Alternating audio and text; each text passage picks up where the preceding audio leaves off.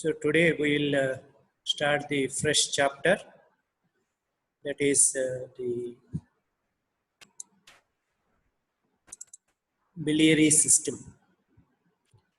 So by biliary system I mean mainly the bile ducts and the gallbladder. So let us start with the surgical anatomy of the biliary system. So gallbladder is a pear-shaped structure on the underside of the liver. So it's about 7.5 to 12 centimeters long, and capacity is only 35 to 50 ml. So it is divided into fundus, body, neck, and infundibulum.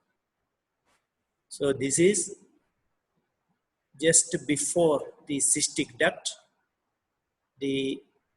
At the junction of the neck and cystic duct, there will be a pouch-like, small pouch-like process that is called as infundibulum. Usually the stones will be hanging there. Then the mucosa is in folds, and these folds are called as crypts of Lashka. Now coming to cystic duct, the maximum length is about 3 centimeters, and it is about 1 to 3 millimeters in diameter. So it has a mucosa where there will be valves of Hester, and the whole duct outside is covered with a sphincter called as sphincter of Letkins. So this is the gallbladder. As I said, this is the fundus, this is the body, this is the neck, and a small infundibulum will be there here, and this is the cystic duct.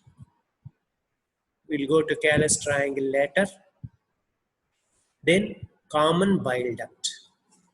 So common bile duct is the part that is joining the duodenum from the liver, the duct. So before it becomes common bile duct, there is what is called as common hepatic duct. Both right and left hepatic ducts will combine to form the common hepatic duct, which is about 2.5 centimeters maximum. And then once the gallbladder joins it with cystic duct, it is called as common bile duct. This is about 7.5 centimeters. So total from liver to duodenum, it is 10 centimeters. Now it has got 4 parts, that is, as the anatomy indicates, the portion that is above duodenum is called as supraduodenal part. The part that is behind duodenum is called as retroduodenal part. Then the one that is below duodenum is called as the infraduodenal portion, and the part that is inside the wall of the duodenum is called as intraduodenal. So supraduodenal, retroduodenal, infraduodenal, and intraduodenal.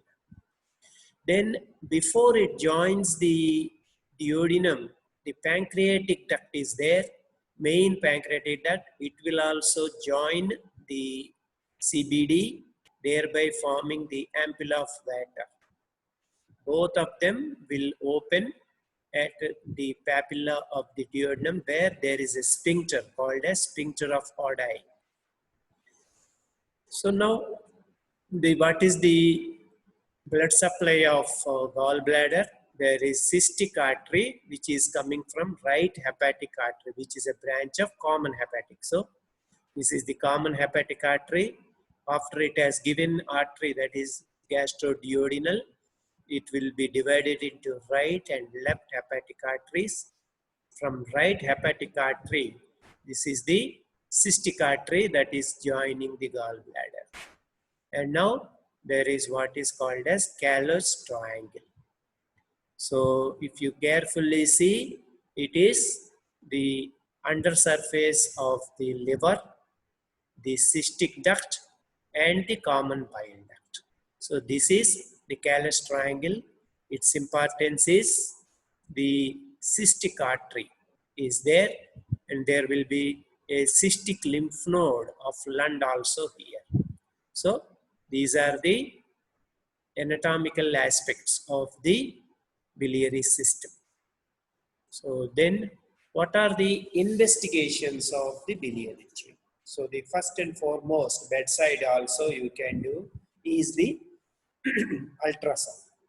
So by doing ultrasound, we are going to detect this is gallstones and biliary dilatation, both intra and extra hepatic biliary dilatation can be seen by ultrasound. Then plain X-ray radiograph, rarely we do. If at all we do, we may find calcification in some cases. That is the calcified wall of the gallbladder. Then nowadays it is the MR cholangiopancreatogram. So MRCP means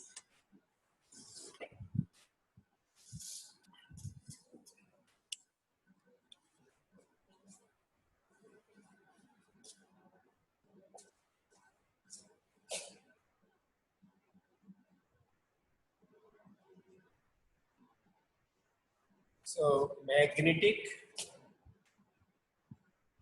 resonance cholangio.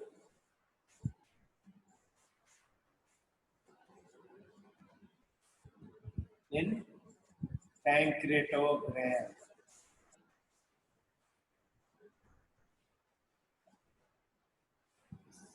Previously, we used to do mainly ERCP, that is endoscopic. Okay, endoscopic retrograde. So cholangiopancreatogram, but nowadays it is mainly used for therapeutic purposes rather than for diagnostic purposes. Whereas for diagnostic purposes, MRCP is now gaining hand, and then what we can detect by it is anatomy of the entire system, which I have shown already.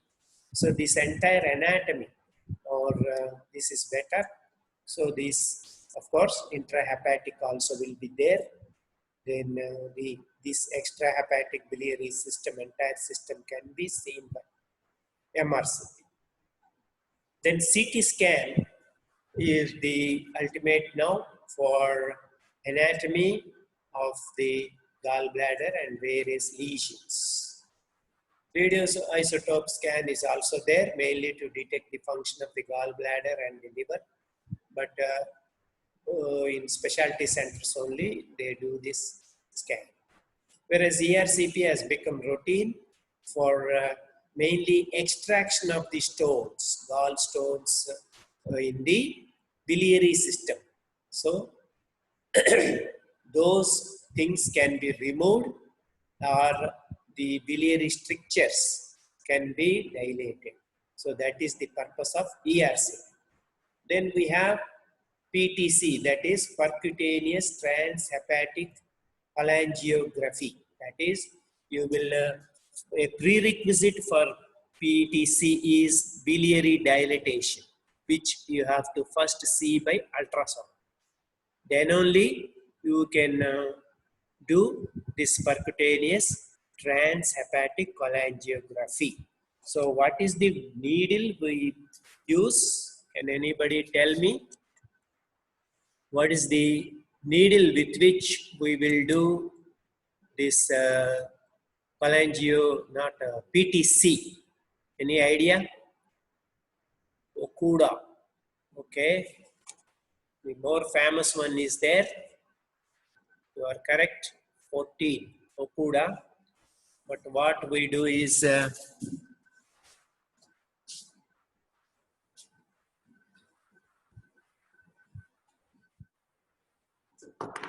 it is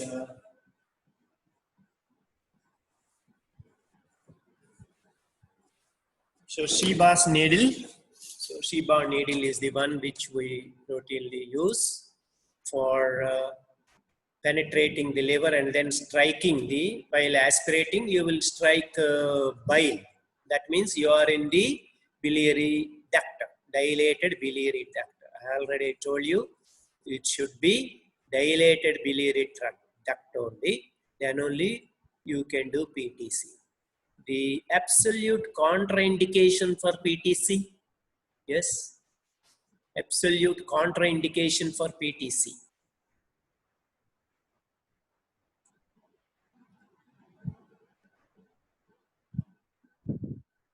You are puncturing the liver, so what should be the absolute contraindication?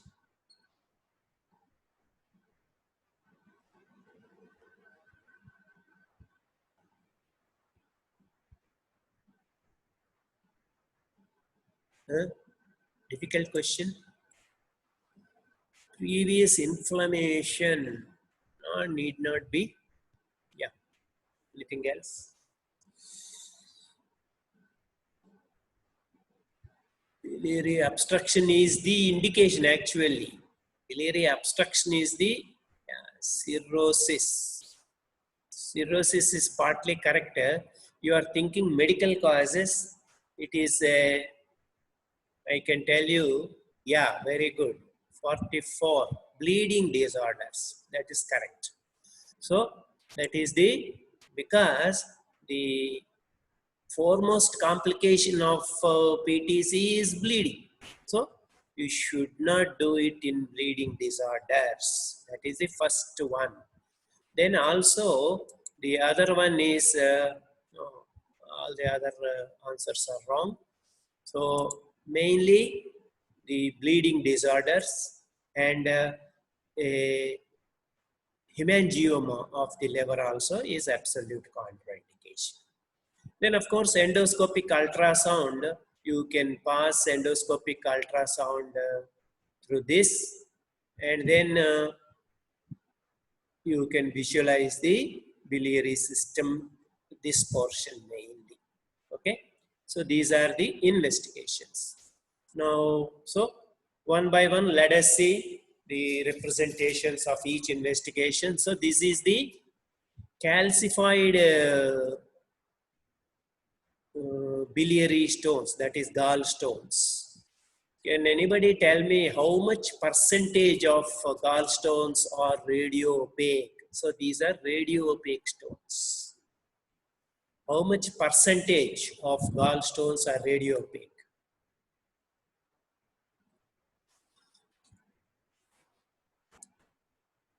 10%, very good. 18, you are correct.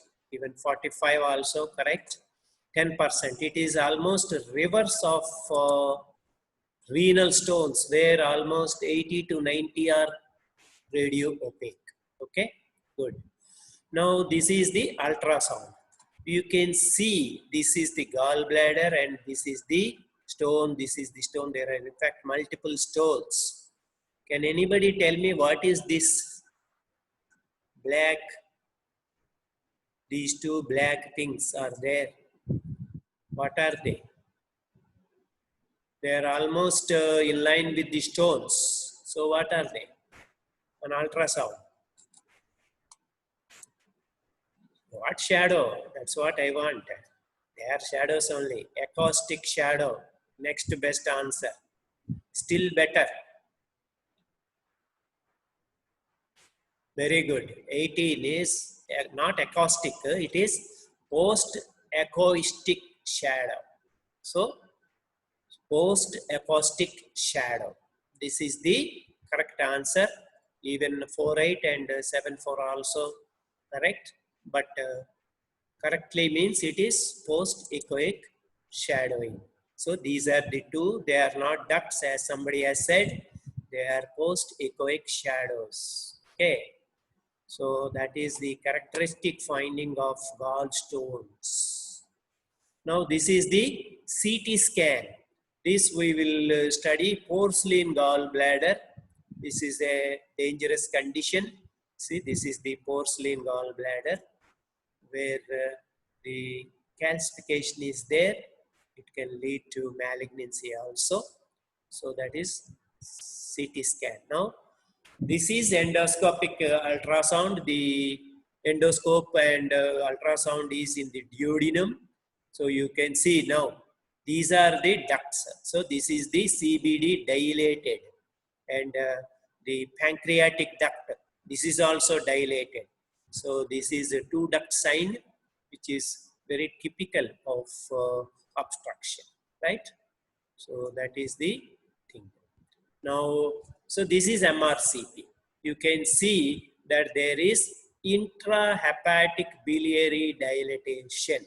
Intrahepatic biliary dilatation, because the lesion is here, it is blocking the common hepatic, that is porta.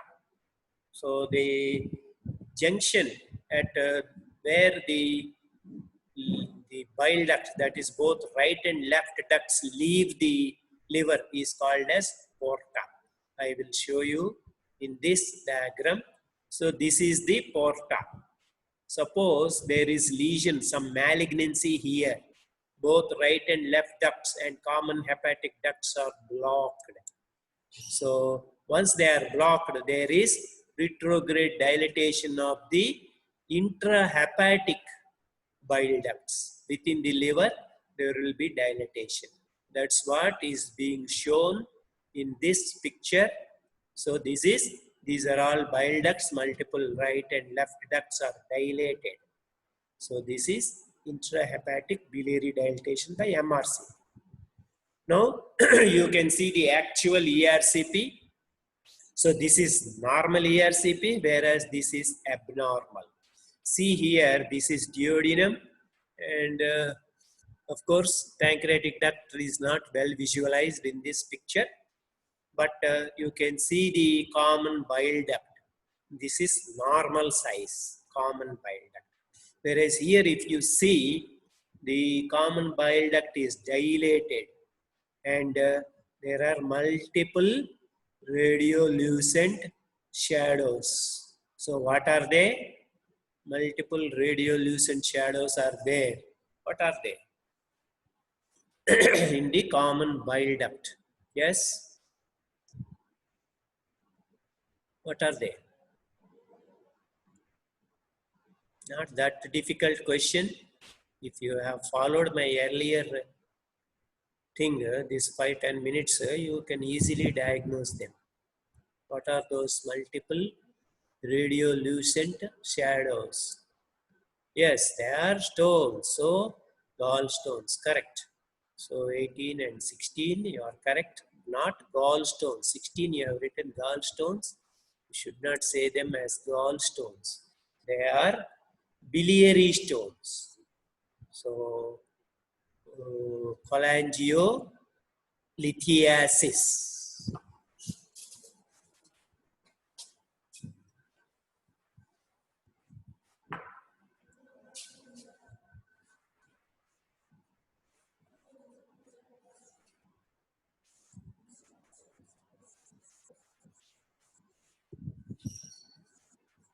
So cholangiolethiasis, that is the intra common bile duct stones are called as cholangiolethiasis. If it is in the common hepatic duct, so if they are here,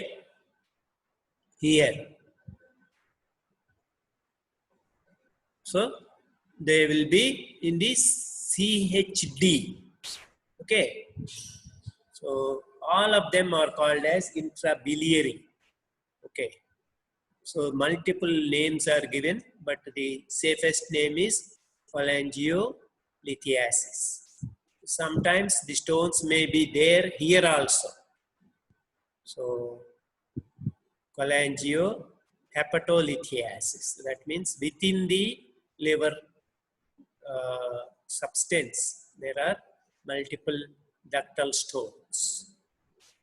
Then, so of course, for completion's sake, I am just showing the HIDA scan where you can identify the both ducts intrahepatic, that is common hepatic, and this gallbladder also, but don't bother about that. Now this is PTC. you can see that a needle is inserted into the liver, and then the ducts, these are all, this is right and this is left ducts. There is a stricture here in the intrahepatic, that is not intrahepatic, common hepatic duct stricture is there. That's why they are dilated. This is common bile duct, of course, because the stricture is not absolutely closing the lumen. Some dye is going into the common bile duct also, even into the gallbladder also, right? This is PTC, right? Next, let us go to the congenital anomalies. There are any number of, actually, the biliary system is known for congenital anomalies. So only about 1/3 to 50% are normal in anatomy. What I have just now said is present only in 1/3 to 50%.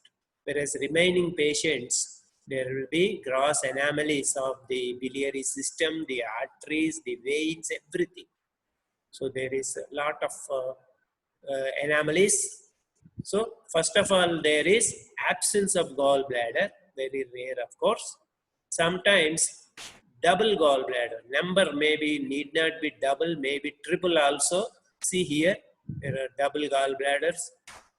Both of them join to form a common cystic duct. Then they will open into the right, that is common hepatic duct, and thereby forming common bile duct. Whereas sometimes each may have separate ducts like this. So then Frisian cap. So this is actually a split, just like the liver have, not liver, this uterus having a septum. This is incomplete septum is there, so that's why this is called as a Frisian cap. In fact, there may be multiple septae like this, or there may be a diverticulum of the gallbladder. All these are all very rare anomalies of the gallbladder. So this Frisian cap, they may give as a short notes. It's a congenital anomaly where there is incomplete division of the gallbladder by means of a septum, right? Then absence of cystic duct, sometimes directly it can open into the like this. It can directly open into the common bile duct without any cystic duct. Then there is a, for these patients, if we want to do cholecystectomy, there is a danger because we may clip the common bile duct instead of cystic duct, which is not there. Okay. Then low insertion of the cystic duct at the far below. Instead of being it 3 centimeters, it may be 5 centimeters, and then join low into the system. Then there may be accessory cholecystohepatic duct. So sometimes in addition to the cystic duct, there may be directly a duct from the liver to the gallbladder. Then it is called as cholecystohepatic duct. So having done, what is the problem with cholecystohepatic duct? If we do cholecystectomy and then we fail to ligate that duct, then there will be a biliary fistula because that is cut open and you have not ligated it. Okay. So that is the problem with cholecystohepatic. That means the name indicates, as the name indicates, it is the duct from the liver to the gallbladder. Accessory cholecystohepatic duct. Right. So these are the many multiple congenital anomalies of the gallbladder, of which you may get as a short notes 2 marks question, Frisian cap. Similarly, floating gallbladder. Of course, the mesentery of the gallbladder is such that the gallbladder is hanging from the liver like a fruit. So instead of being attached in the gallbladder fossa with the dense fascia, it may hang like a fruit. Okay, that is the floating gallbladder, they are all not important for you. Now let us go to the another one. This is also though important for postgraduates, it's not for you. So, but you simply remember that there is a condition called as choledochal cyst. What happens means the biliary system will dilate. That is called as choledochal cyst. Here, if common hepatic or not, both the common hepatic and common bile duct dilate like this. This is both, this is fusiform and this is round. So these can be there. This is the commonest choledochal cyst. Of course, there may be a diverticulum like this. This is also choledochal cyst. These are all classified as 1A, 1B, 2 like that, 3, 4, 5. So in 3, there is a condition called as choledococele. At the not this much here, before it joins the duodenum, there is a cystic dilatation, just like ureterocele, which you might have heard in urology. This is choledococele. Similarly, not only the extrahepatic, even intrahepatic ducts may be dilated. Then you call it as type 4 choledochal cyst. Then you have type 5 also, only part of the ductal system is involved. Here it is left by hepatic duct. Okay. So choledochal cyst is, simply remember that it is dilatation of the biliary system. And the treatment of choice for this is excision. And then do a choledochojejunostomy. You have to bring jejunum here and then anastomose the remaining ducts to the jejunum. Suppose I don't want to do choledochal cyst, I want to leave it like that. What is the complication? Yes, it is easy. You can tell me the complication of leaving behind the choledochal cyst. Remember, any choledochal, any congenital anomaly is having abnormality. So, what is the problem?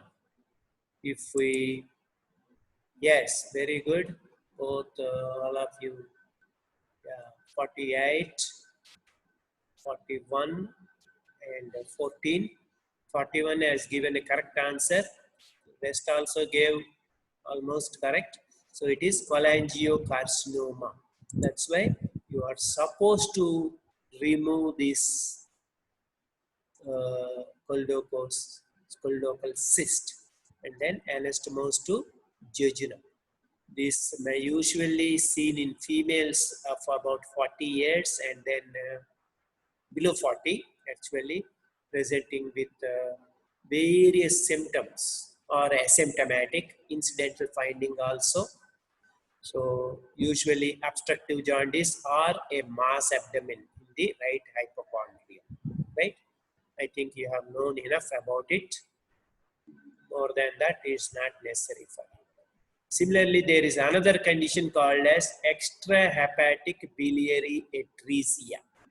So here you can see that the common hepatic duct and then the gallbladder are grossly dilated because the common bile duct is atretic. So that's why there is dilatation, obstruction is there. Similarly here, not only the CBD, even CHD, that is common hepatic duct, is also involved. Here, further extension, all the ducts are both common bile duct, common hepatic duct, both right and left hepatic ducts are also atretic.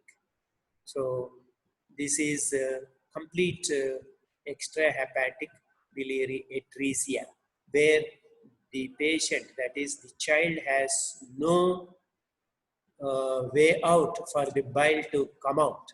So then the problem here is obstructive jaundice in the infant. So in the medicine, I don't know whether they have dealt with this. So what is the treatment for this? For this is easy. Whereas for this, there is a specific operation. First, let me tell about this. So once there is stricture here, what you have to do is you have to cut here and then ligate this portion and anastomose this grossly dilated common hepatic duct to the jejunum. So that is called as hepaticojejunostomy. Okay.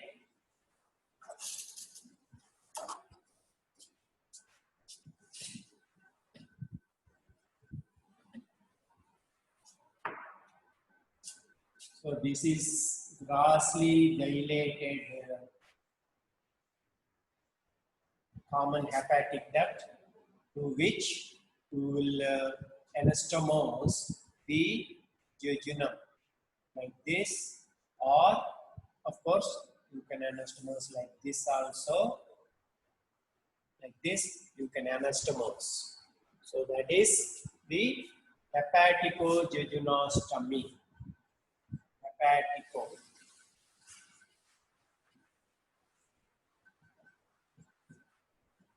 So hepaticojejunostomy.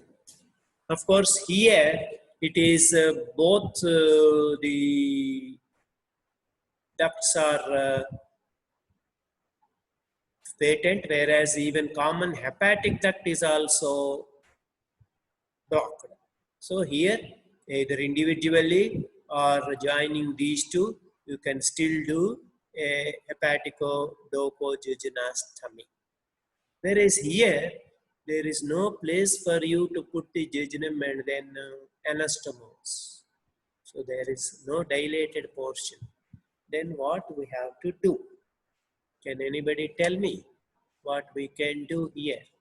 I told you that portion, yeah. Somebody is on. Very good, 14, you are correct. Kasai's operation.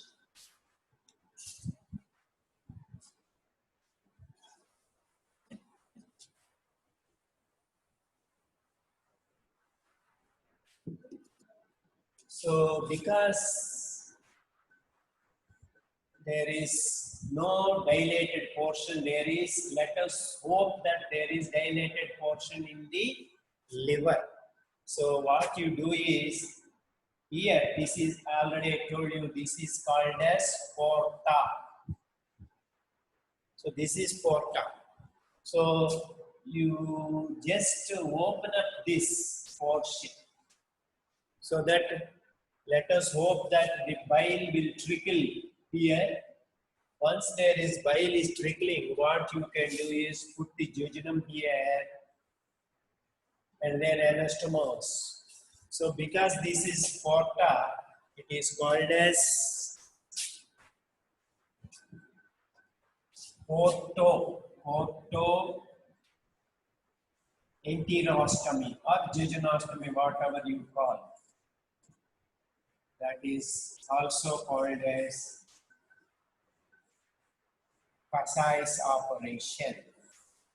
So, or Kasai's portoenterostomy. Yes, I'm glad that one of you could answer that. Nice. So, this is the operation of choice for complete extrahepatic biliary atresia. Now, there is another, incidentally, just because we have come here to this stage, let me tell you, there is another disease called as Coriolis disease. What is this Coriolis disease?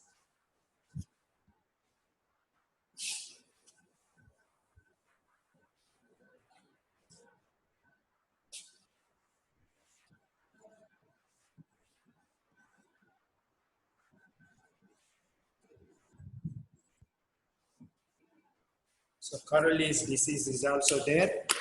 So can anybody tell me what is that? Yeah. Congenital intrahepatic dilatation. So number 14 is much interested in liver. Nice. So intrahepatic dilatation of the biliary system is called as Coriolis disease. So that is another entity opposite to extrahepatic biliary atresia. Right. But let us not waste our time much because all these are all PG topics. Let us go to our topic, that is gallstones. So gallstones is the most common biliary pathology.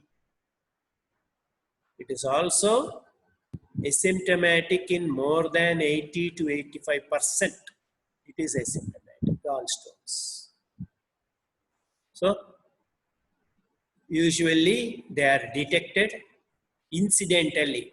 Patient may complain of some problem in the umbilicus or in the epigastrium or some other pathology in the abdomen for which ultrasound is ordered, and for, let us say, for urological condition, ultrasound is ordered, then they will tell you that there are stones in the gallbladder. Then the dilemma for the patient and the surgeon. So the dilemma is the patient thinks that I am harboring so many stones, let me get rid of it. The dilemma with the surgeon is, of this 80%, how many are going to be symptomatic? That is the problem.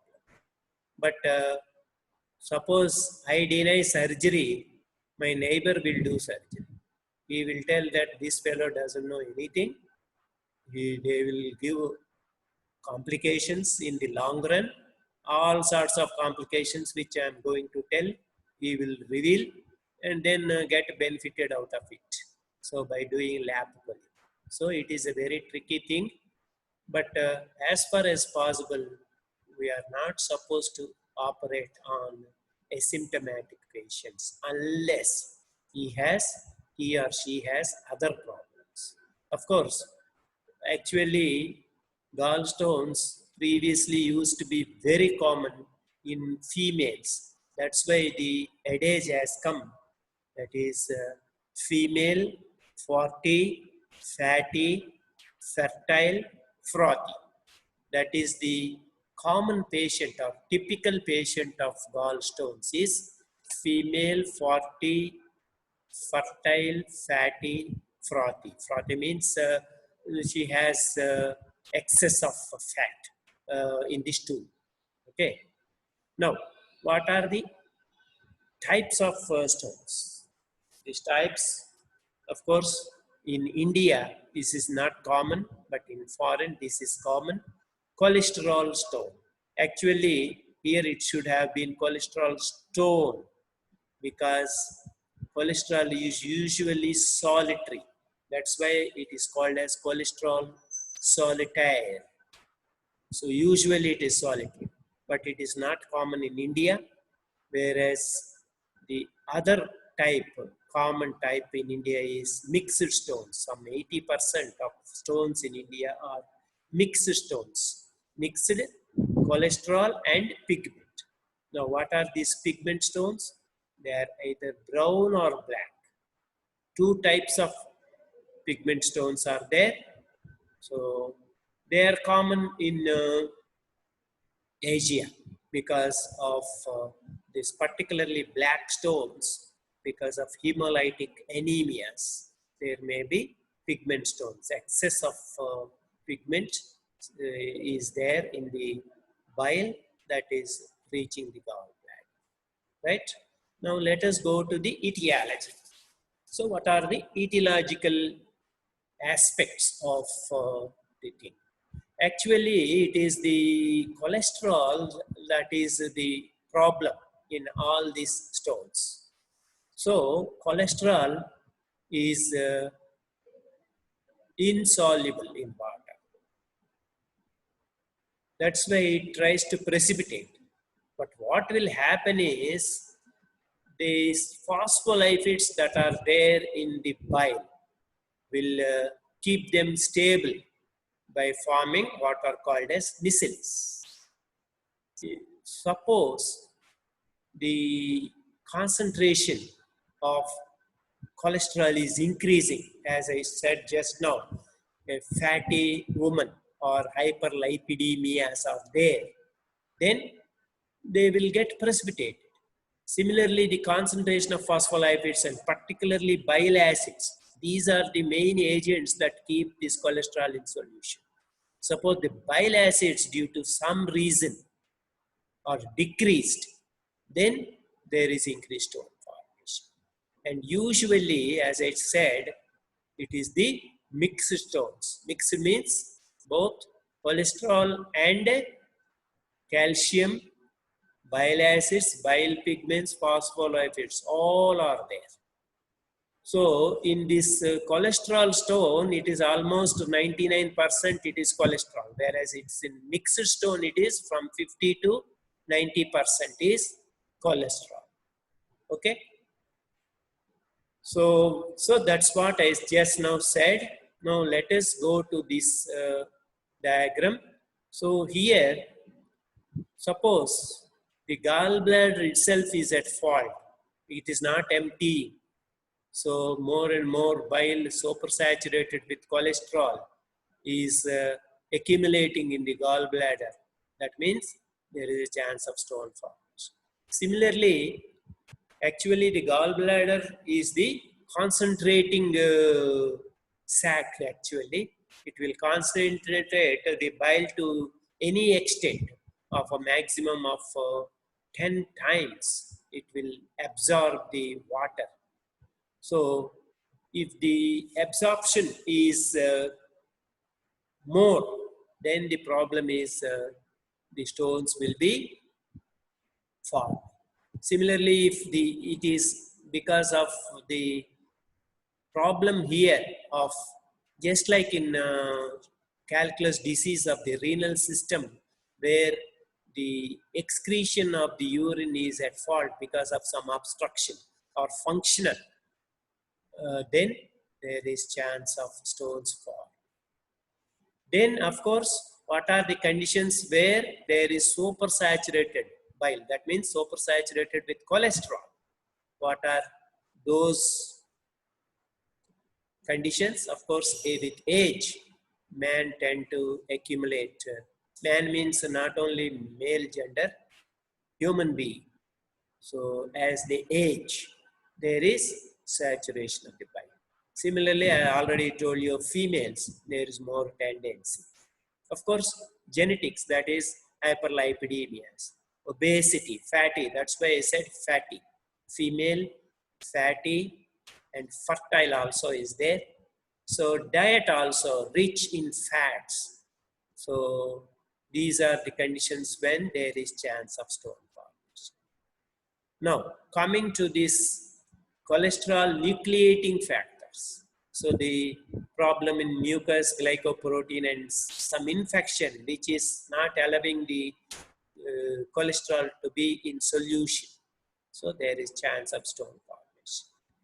And of course, there is some pathology involved in enterohepatic circulation also.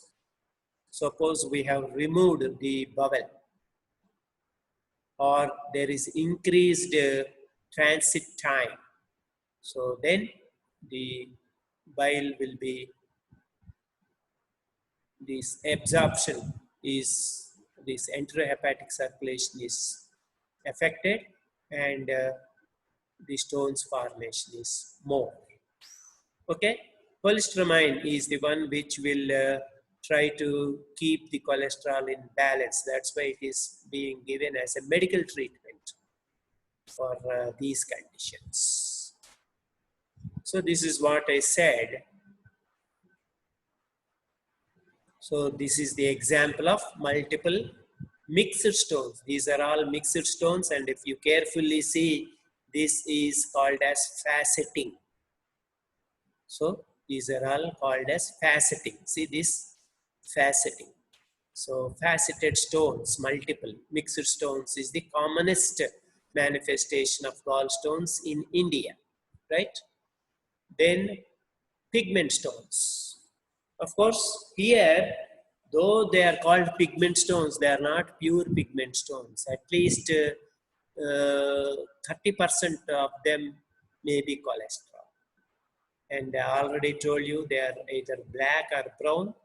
Black is mainly due to the pigment, bile pigment, along with calcium phosphate and calcium carbonate, mainly seen in hemolysis. So whenever you diagnose a case of hemolytic anemia, you have to do ultrasound for 2 organs. One already I told you, that is the gallbladder. What is the other organ? Where you have to scan. Yes, whenever you suspect or there is a case of gall with this hemolysis. Another is good, 16, correct, spleen. So spleen is also gallbladder for pigment stones and spleen for splenomegaly. So these are the 2 organs which you have to scan for any pathology. So that's about black stones. Whereas brown stones, they are very rare in gallbladder, but they are common in bile ducts. Mainly because of stasis and infection. So they contain calcium bilirubinate mainly, and whenever there are brown pigment stones, you have to think of these 2 conditions. One is foreign body, that is man-made foreign bodies, stents within the common bile duct, or parasites like even ascariasis. You can actually in ERCP they will demonstrate actual live ascaris traveling within the common bile duct. I have seen many times. And Clomarchis, not in India mainly, but in China and other places. So these will, whenever they are present, you have to suspect brown pigment stones within the bile ducts, not in the gallbladder, right? So now, just now I was telling you there are 80% or more than 80 to 85 are asymptomatic. What will happen to them? So this chart will explain what will happen to them. So about 1 to 2% of them, okay, that means about 1 case per year, they will have suffer biliary coli. So out of 100 cases, let us take 15 are already symptomatic. Whereas out of asymptomatic 85 cases, 1 case will produce biliary coli. Okay? Then another 0.2 means this is also less than 1 case. It will land in acute cholecystitis. Whereas about 5 cases, they will have other symptoms, other diseases like chronic cholecystitis, carcinoma even, and bile ducts problems. That means once the stone slips from the gallbladder, then it can cause so many problems. We'll come to that later. So this is the chart, which that means overall per year about 7% will be symptomatic, 7% of 85 cases. That means about 6 cases per year. In addition to 15 cases, 100 cases, suppose they are there, gallstones, 15 are already symptomatic, whereas another 6 cases, that means total 21%, 21 cases will be symptomatic finally in a year. Of course, new cases will be getting added, these cases will be getting operated. So this is what that means, fairly insignificant cases will be manifesting out of the asymptomatic 85% of cases. Now, so what are those features? Suppose those 15% I told you, they are symptomatic. How do they manifest? So they manifest by, one is biliary colic. So the commonest symptom of bile, this stones, gallstones, is biliary colic. So how do they manifest? In the right upper quadrant, they may radiate to the back or even chest, simulating a myocardial infarction also. Then recurrent episodes will be there. The patient will be getting a biliary colic. It will subside. Again, it will recur within few months, sometimes associated with nausea. This is the typical picture of presentation of gallstones. Then there may be dull aching pain in the right upper quadrant or even in the epigastric. This is second manifestation. First is biliary colic, next is dull aching pain. There may be dyspepsia and the patient will be undergoing endoscopy, nothing will be seen. Then they will be referred to ultrasound, then they will show stones. Similarly, flatulence. This is another F added to the, already I said, female, 40, fertile, fatty, frothy, flatulence also.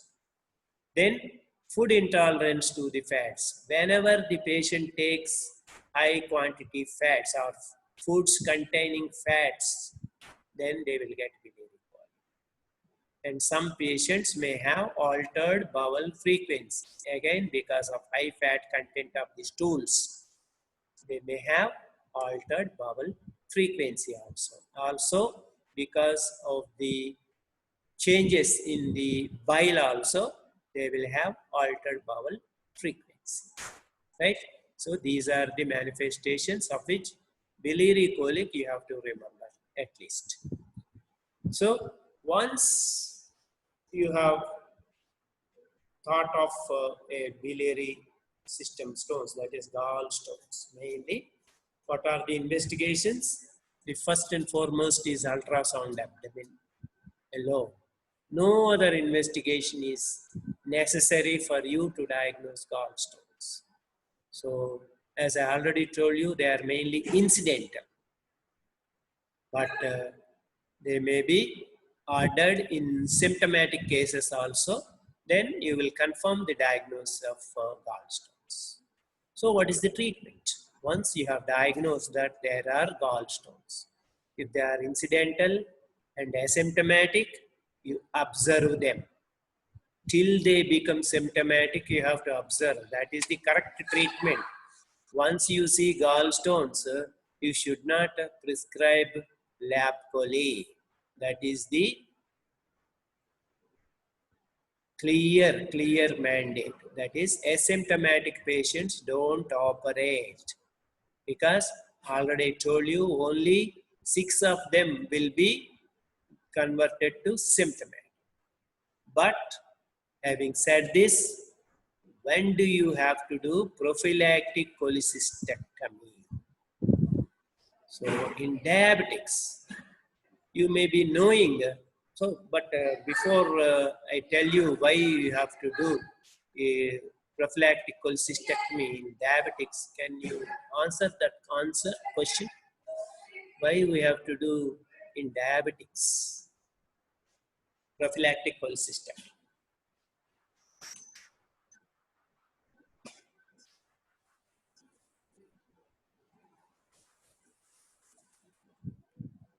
So those who are proficient in medicine can answer this question.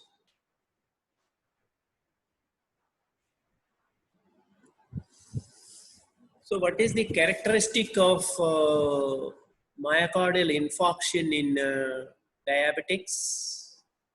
Most of you are well versed in medicine rather than surgery. So you should be able to answer this question. What is the peculiarity of MI in a diabetic patient? How does it manifest? That is difficult.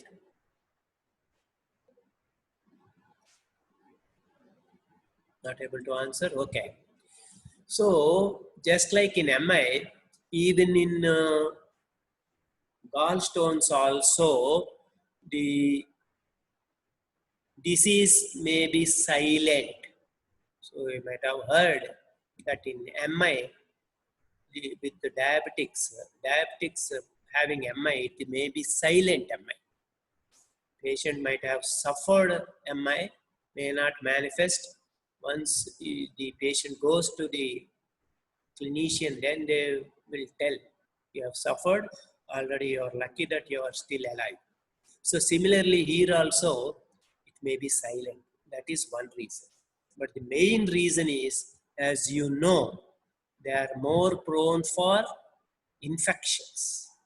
So once infection sets in the gallbladder due to stones, the problem is it may become a very dangerous condition. The patient may land in all sorts of trouble. It may be so gross that the gallbladder may become gangrenous. There may be systemic manifestations also. So that's why diabetics, whenever, even if it is incidental finding, you have to advise cholecystectomy. Similarly, I already told you the role of cholecystectomy in hemolytic anemia, because there is a high chance of pigment stones which are dangerous.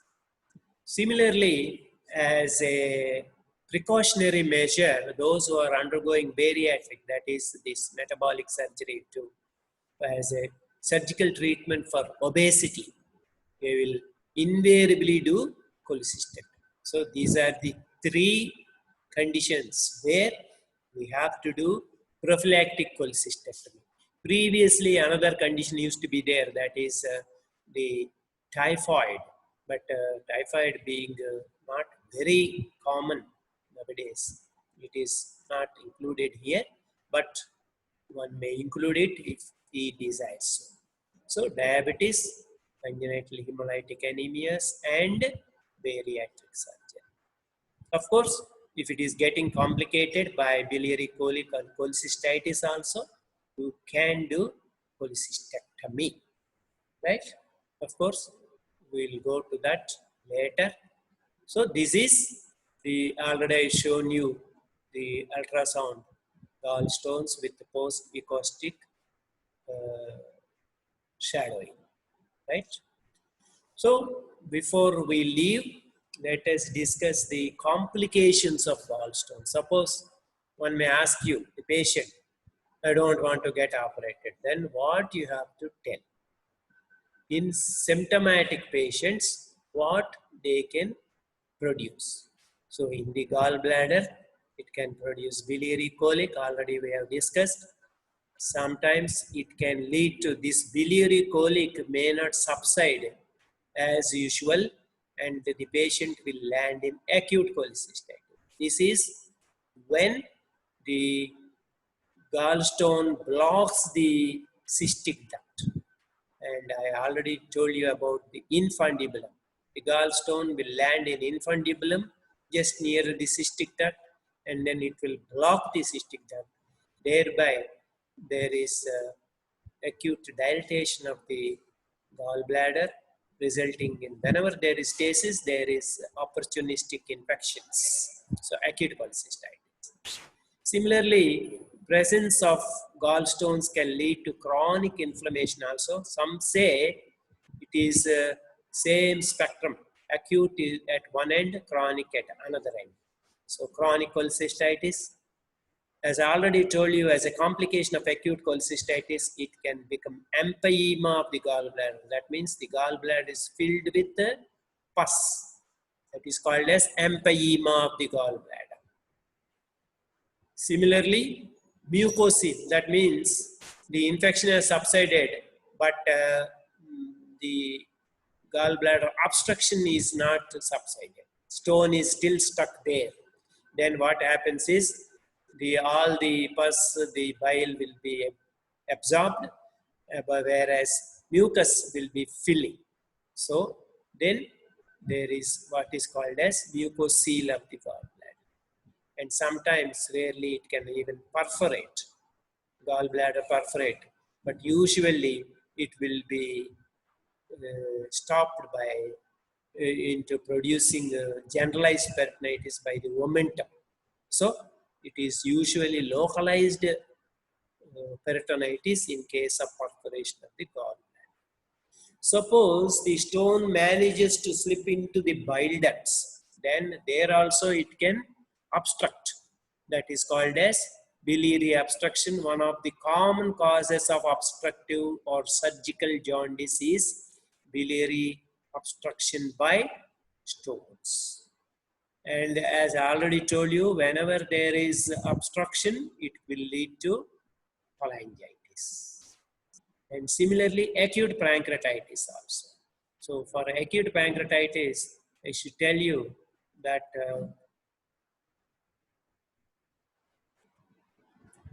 how acute pancreatitis can come. See this diagram carefully. Here I already told you that the CBD and pancreatic duct, both of them join to form the ampulla of Vater. Whereas here, suppose a stone lands here, in addition to the common bile duct, even pancreatic duct is also blocked. Then it will result in acute pancreatitis, which is a very serious condition. So these are the complications of stones in the bile ducts. Then let us go to the intestine. Already we have discussed in intestinal obstruction the role of gallstone ileus, where the narrowest portion of the ileum, that is 60 centimeters from the ileocecal junction, can be blocked, thereby producing an intestinal obstruction. So this slide is very, very important. In the exam, they will ask you an essay question, that is complications of gallstones, and they will not ask in gallbladder, in bile ducts, in intestine. In general, they will ask complications of gallstones and write the management of acute cholecystitis or acute pancreatitis or obstructive jaundice. Like that, they will be giving question. So here you have to remember all these things. Once again, better to repeat: in the gallbladder, biliary colic, acute cholecystitis, chronic cholecystitis, empyema, mucocele, perforation. In the bile ducts, biliary obstruction, acute cholangitis, that is inflammation of the bile ducts, acute pancreatitis, and in the intestine it is gallstone ileus. So you have to reproduce as it is, otherwise you will not get correct marks. So I think we'll stop here today. Before proceeding to next class, we'll discuss about cholecystitis, treatment of cholecystitis, and treatment of gallstones. And finally, in another class, we will also discuss about the obstructive jaundice. So right now, any questions are welcome.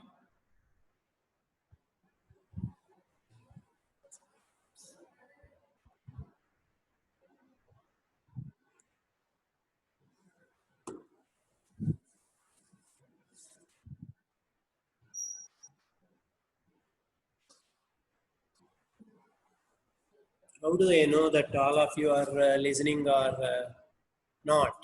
If you ask questions only, I know. Otherwise, what I believe is all of you are switched on your mobile phone and then hearing some other music. So there are right now 128 participants. What happened to the rest of the 16 people? Okay, tomorrow we'll be having this clinical discussion session for 2 hours about inguinal hernia. So first I will tell you about case taking, then inguinal hernia, and we will present a case capsule by 8 students. Already they are selected, and I hope they are preparing well for tomorrow's session. Okay, thank you. We'll stop here.